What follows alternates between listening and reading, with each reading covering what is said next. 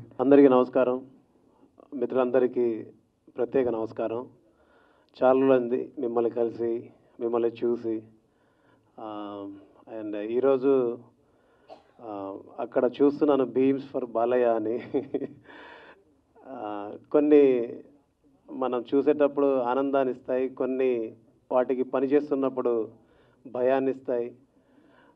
ఈ సినిమాకి ఈ పాటకు పనిచేయమన్నప్పుడు చాలా ఇష్టంగా, చిన్నప్పటి నుంచి చూసిన హీరో కాబట్టి చాలా ఇష్టంగా పనిచేయాల్సి వచ్చింది. చేశాను.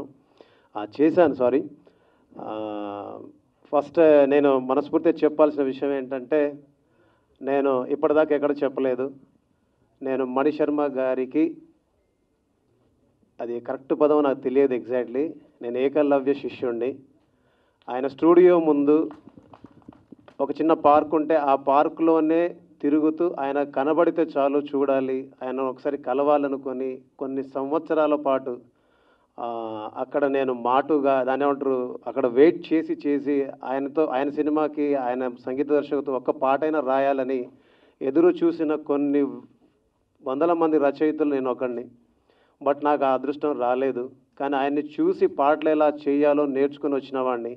ఈ పాట చేసినప్పుడు కావచ్చు, ఈ పాటకి మ్యూజిక్ ఇచ్చినప్పుడు కావచ్చు, ఆయన పూనరని చెప్పొచ్చు. ఆయన ఊహించుకొని, ఆయనని మనసులో పెట్టుకొని, ఆయనను ప్రేమిస్తూ చేశాను నేను. సో మణిశర్మ సార్, మీకు నా జీవితకాలం రుణపడి ఉంటాను. మీకెప్పుడు నా సాష్టాంగ నమస్కారాలు తెలియజేస్తూనే ఉంటాను. మీరు లేకుండా, మీ పాటలు లేకుండా నాలో ఇంత కమర్షియల్ పాటలు చేసే శక్తి వచ్చేది కాదు. మీ పాటల్ని చూసి నేర్చుకొని ఈరోజు ఇక్కడ నిలబడి మాట్లాడగలిగేంత ధైర్యాన్ని పొందాను, స్ఫూర్తిని పొందాను, గౌరవాన్ని పొందాను. సో మీ పాదాలకు నా నమస్కారం ఎప్పటికీ. ఇకపోతే గత కొన్ని సంవత్సరాలుగా ప్రయత్నం చేస్తూనే ఉన్నాను. పాట రాయరు. ఎన్నోసార్లు అడిగి చూశాను, బట్ అవ్వలేదు. ఎన్నోసార్లు ప్రయత్నం చేసి విఫలమయ్యాను. చివరికి ఆయన ఎట్లాగో పాట రాయరని తెలిసి, ఎందుకంటే ఆయనకున్న బిజీ స్కెడ్యూల్లో రాయరేమో అని నేనే భావించి పేపర్ బాయ్ అనే సినిమాలో ఆయన్ని సింగర్గా కూడా, ఆగండి చెప్తాను. పేపర్ బాయ్ అనే సినిమాలో సింగర్గా కూడా పరిచయం చేశాను. కానీ దాని తర్వాత నేను కలిసి పనిచేయడానికి సరైన సమయం లేదని ఈ ప్రకృతి భావించి ఉంటుంది, సరైన సమయం రాలేదని ప్రజలు భావించి ఉంటారు.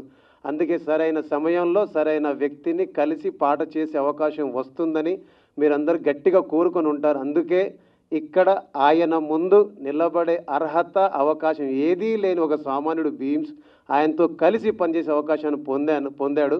సో ఈ అవకాశం మీరందరు ఇచ్చింది, మీరందరూ కోరుకున్నది. ఎందుకంటే నేను బలమైన ఒక సంకల్పాన్ని కలిగి ఉన్నాను. చంద్రబోస్ అనే పేరుని పలకడానికి కూడా సరితూగని ఒక బీమ్స్ చంద్రబోస్ సార్తో కలిసి పనిచేసే అవకాశాన్ని కల్పించినందుకు ఫస్ట్ బెల్లంకొండ సురేష్ సార్కి, అండ్ గోల్డెన్ టర్టిల్ బ్యానర్కి, అండ్ మీడియా ముఖంగా మీ అందరికీ, ప్రజలందరికీ, నా 25 సంవత్సరాల కష్టానికి, నాతో పాటు కలిసి ప్రయాణం చేస్తున్న 25 ఏళ్ల పాటకి నేను మనస్ఫూర్తిగా దానికి దక్కిన గౌరవంగా నేను భావిస్తున్నాను. సార్, నా ప్రేమను చెప్పడానికి మాట్లాడదామంటే మీరే పాటలు రాస్తారు, మీరే మాటలు రాస్తారు. నా ఇష్టాన్ని తెలపడానికి, గట్టిగా చెప్పడానికి ప్రయత్నం చేద్దామంటే మీ ముందు నిలబడి మాట్లాడడానికి భయంగా ఉంటుంది. ఎందుకు ఇవన్నీ చెప్తున్నానంటే, నన్ను ఓయిరాజు కన్నుల్లో నువ్వే, ఓయిరాజు గుండెల్లో నువ్వే, ఓయిరాజు నిన్ను చూడకుంటే మనసాగదయ్యో, ఏ మంత్రమేసావయ్యో అని 2003లో నేను పాట రాస్తే దాన్ని గుర్తుపెట్టుకొని ప్రశంసించి నువ్వు జీవితంలో పైకొస్తావని చెప్పిన వ్యక్తి. నేను జీవితంలో చాలా కష్టంలో ఉన్నప్పుడు, సినిమా కెరీర్ పరంగా చాలా డౌన్లో ఉన్నప్పుడు, ఎటెళ్ళాలి, ఏం చేయాలని తెలియనప్పుడు అర్ధరాత్రి అపరాత్రి ఒక 2 సార్లు కాల్ చేసి, సార్ మీతో మాట్లాడాలని ఉందంటే ఆయనకున్న బిజీ స్కెడ్యూల్ని పక్కకు పెట్టేసి నాతో గంట సేపు మాట్లాడారు. బీమ్స్, ప్రతి మనిషికి ఒక రోజు ఉంటుంది. ఆయన రాసిన ఒక పాట ఉంది, మీ అందరూ తెలుసు. మౌనంగానే ఎదగమని మొక్క నీకు చెబుతుంది.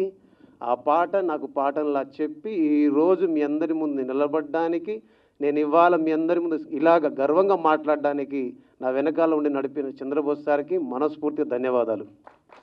ఇక ఫైనల్గా చంద్రబోస్ గారిని పొగుడుతున్నా అనుకోకపోతే ఫైనల్ ఒక వర్డ్ చెప్తాను మీ అందరికీ.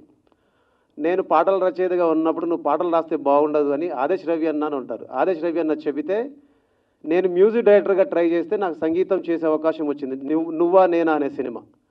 ఆ సినిమాకి నేను మ్యూజిక్ చేయడానికి నాకు అవకాశం వచ్చినప్పుడు చంద్రబోస్ గారిని కలిసి నేను ఈ సినిమాకి మీరు పాటలు రాస్తే బాగుంటుందంటే, చంద్రబోస్ గారికి చాలామంది కాల్స్ చేస్తున్నారు, తీయట్లేదు.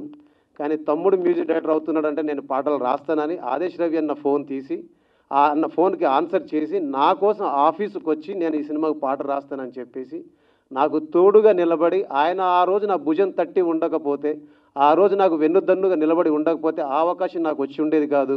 ఈ సంగీత దర్శకుడు భీమ్స్ మీ ముందు ఉండేవాడు కాదు. అలాగా నన్ను సంగీత దర్శకుడిని చేసిన వాళ్ళల్లో ప్రప్రథములు ఆదేశ్ రవి అన్న అయితే, దానికి వెన్నుదన్నుగా నిలబడి నన్ను ముందు నడిపిన నా ఇష్టమైన సార్ చంద్రబోస్ సార్, మీకు జీవితాంతం రుణపడి ఉంటాను sir. Thank you so much sir. ఇది అవసరం సార్. అంటే మీకు ఇష్టం లేదు, బట్ నాకు అవసరం. మా తల్లిదండ్రులు చూస్తున్నప్పుడు అనుకుంటారు, అరే చంద్రబోస్ గారితో కలిసి నా కొడుకు పనిచేశాడు అని వాళ్ళు అనుకునేటప్పుడు నాకు అనిపిస్తుంటుంది. అండ్ నా మాటల్ని చాలాసేపు నుంచి వింటున్న మీ అందరికీ థ్యాంక్ యూ సో మచ్. ఈ సినిమాలో పాట ఐ హోప్ మీ అందరికి నచ్చిందని అనుకుంటున్నాను. ఒక చిన్న అవకాశం వస్తేనే గర్వంగా ఫీల్ అవుతాం.